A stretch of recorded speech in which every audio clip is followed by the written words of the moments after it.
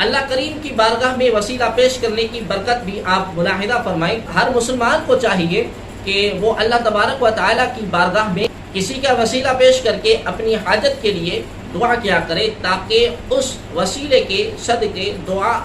جلد مقبول ہو جائے۔ اور اللہ تبارک و تعالیٰ کی بارگاہ میں وسیلہ پیش کرنا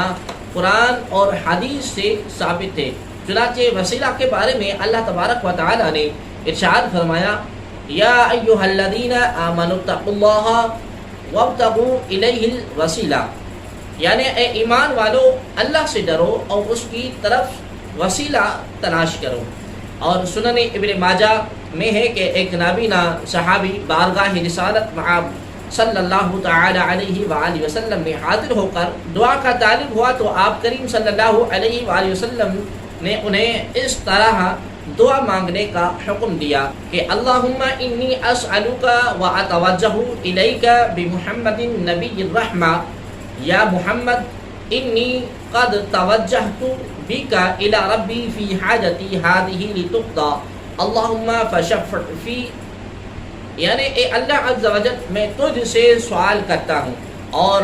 تیری طرف نبی رحمت صلی اللہ تعالی علیہ وآلہ وسلم کے ساتھ متوجہ ہوتا ہوں۔ اے محمد کریم صلی اللہ علیہ وآلہ وسلم، میں نے آپ کریم صلی اللہ علیہ وآلہ وسلم کے وسیلے سے اپنے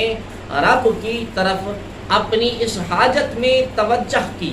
تاکہ میری حاجت پوری کر دی جائے۔ اے اللہ عز و جل، بس تو میرے لیے حضور دو عالم صلی اللہ علیہ وآلہ وسلم کی شفاعت قبول فرما۔